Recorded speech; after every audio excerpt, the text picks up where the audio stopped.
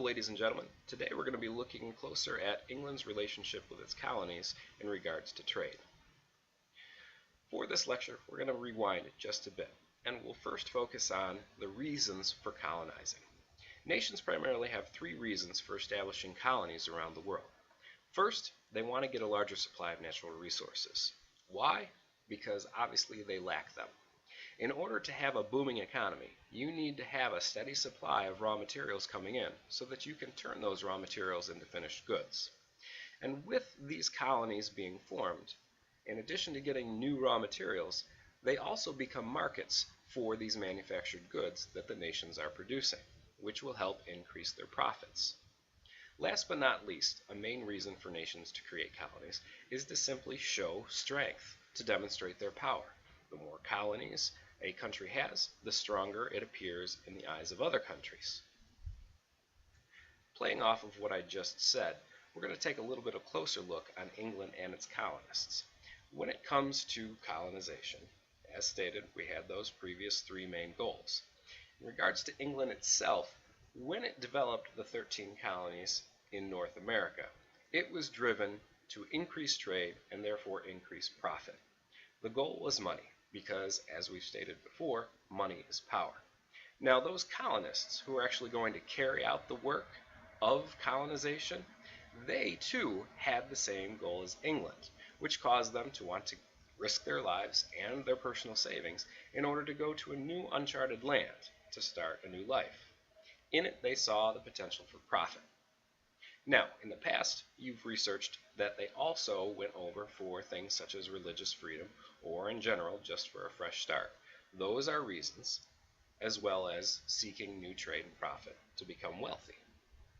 Now, one would think that if England and its citizens, who are going to become the colonists, had the same goals, then colonization must have been a relatively smooth process. Once England and its citizens got the hang of colonization, it was somewhat smooth. But as time went on, England became a bit jealous about the potential for making money that the colonists were enjoying in the 13 colonies. For England itself, ways to make money were a bit limited. They could sell manufactured goods that were produced in their country. They could tax these goods that are being sent out. They could put tariffs on goods that are coming into England from other places, including the colonies. And just as a side note, tariffs are taxes. And finally, England could make money through leasing or renting land or property that was controlled by the government. While these were solid sources of income for the government of England, they did not compare anywhere near to the ability the colonists were enjoying when it came to making money. In regards to selling and trading, the colonists had a variety of agricultural goods that they were exporting around the world. They had their cash crops largely produced in the southern colonies, such as tobacco, rice, and indigo. And in the middle colonies, the breadbasket colonies, you had those staple crops, or the food crops of wheat, barley, and oats that were in demand around the world. Now, on top of those crops that are produced by farming in that rich soil of the Americas, you also had other natural resources in the 13 colonies. You had a wide variety of timber or wood that existed in New England and the middle colonies. You had iron ore in the middle colonies that was used in a wide variety of tool making in England and Europe. And for the New England colonies, there was a great demand for the products that came from the ocean, such as dried preserved fish, whale oil, and other products that could be created using the remains of whales. Last but not least, the colonists did do a fair share of manufacturing, nowhere near to the extent of England, but they produced things such as rum, whale oil, gunpowder, and also cloth. So with this, if you look and compare the two, the colonists are more diverse in what they can do to make money or sell to make money, whereas England's a bit more limited, and that's going to lead to a bit of tension between England and its colonies. To make this a bit more simple to understand, here's the situation. We have a problem that starts to develop between England and its 13 American colonies, and the problem is based on how profits are made. Most profits are developed or created by selling goods. So those goods that either come in the form of raw materials that are harvested from the land or manufactured goods that are produced by man using those raw materials. If you look back to what we just discussed, clearly the colonies are going to be making more money than England. So England, wanting to kind of shift that balance so they're making more money than the colonies, because they originally set out to get profit off of creating colonies, are going to impose a new economic system on the colonies. And that new economic system is going to be called mercantilism. All right? It's an economic system that exists between the colonies and the mother country. In this case, the 13 colonies in North America and England, which controls them. For mercantilism to work, trade has to be heavily controlled so that the most of the profit is going to flow toward the mother country, in this case England. And the only way to control trade is to start passing trade laws that are going to regulate shipping rights, and they're going to regulate tariffs and taxes that are put on the goods that go to and from the colonies. The English government envisioned a very specific system of mercantilism. First, they looked at the colonies as the sources of raw materials and some manufactured goods that could all be sent directly to England. They didn't view the colonies or want the colonies to be trading with any other nations, just with England itself. In addition, England was planning to take all of that raw material and those natural resources that were coming in, and they were going to turn that around and convert it into finished products to sell back to the colonies. In addition, any manufactured goods that came from the colonies, like the rum or the whale oil, would be sold to European countries from England, not directly from the colonies. So that way England could raise the prices and increase their profits. For the colonies, England wanted to make sure that it was the only supplier of goods to the colonies. That way, they would create what's called a monopoly, where they control the market.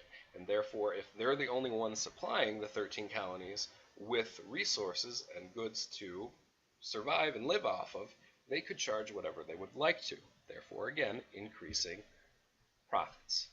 What mercantilism does with this vision in mind is it creates what's called a favorable balance of trade. And that favorable balance of trade would need to be maintained at all times. How are you going to ensure that it's maintained? You're going to make sure that you have laws or regulations in place and that they're enforced in order to make sure that most of the profits are going to flow back to England. So, summing it up, a favorable balance of trade equals more exports than imports. So England needs to be selling out more finished goods, whether they come from the colonies or England itself, than they're bringing in. Let's take a look at a visual that converts these 4 points for you. Now, for mercantilism, you have goods coming from the colonies, which appear on the left, going over to England. So you see these resources being shipped all the way over to England. Now, what England then does is they take these resources, the fish, the timber, the iron, the indigo, the rice, and the cotton, and they convert it into finished goods, such as the china, the fabrics, the furniture, the shoes, clothing, etc., that are then going to go all the way back to the colonies. In this way, they control the prices of the natural resources coming in, and they control the prices of the manufactured goods going out. And you can bet they're going to make sure that they set the prices at a rate that will benefit them. So all the resources coming from the colonies to England are going to be at rock bottom prices, very cheap.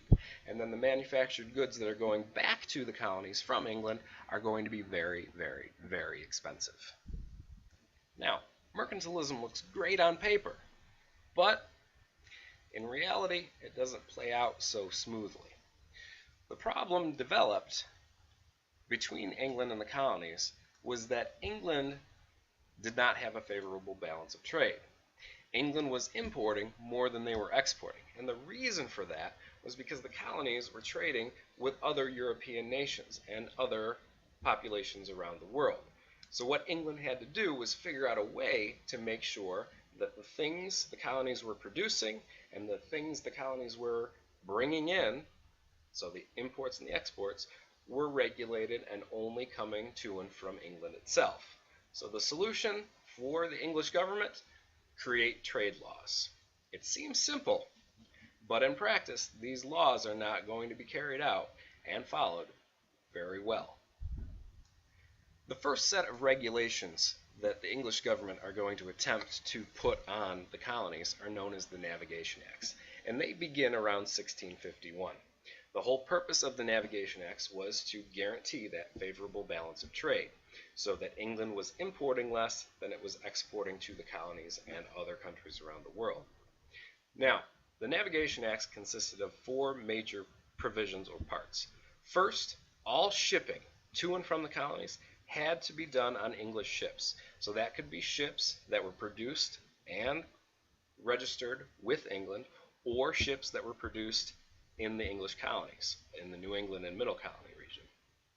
This way they would guarantee that the goods on these ships were actually going to and from England only.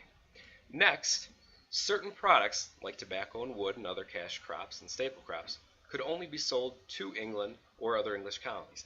That meant no trading with France, no trading with Italy, no trading with Portugal for the colonies. Everything had to go through England first. Now, all imports to the colonies had to go through English ports. The English government recognized that they couldn't necessarily stop other countries from sending over their own goods to the colonies. So what they decided to do was say, if you're bringing imports from a foreign country, it has to go through an English port. And at that English port, a tariff would be collected, or a duty, also known as a tax. So the price would go up for the colonists to buy the good, and part of that price that the colonists paid for the good would go to the English treasury. The rest would go to the manufacturer of the product that was sold. Finally, all colonial goods that weren't shipped to England are taxed. So anything earmarked or sent out to any other country besides England would have a tax on it, and that tax would be paid directly to the English treasury. So therefore, England, even though it wasn't selling the item for the colonies, would get part of the profit, or a cut of the profit. Now, when these Navigation Acts were put in place, they had a negative impact for the colonists. Some lost profits because they were having to pay these taxes, or they were no longer able to sell certain goods to other countries. So what happened was the colonists started to ignore the laws, and many began to smuggle goods to and from the 13 colonies. Unfortunately, being so far away from the colonies, it was very hard for England to enforce these Navigation Acts. And because of that, England did not strictly enforce them. And it set a very bad precedent, or example, for the colonists, because they believed if England wasn't going to enforce these laws, perhaps they wouldn't be enforcing future laws.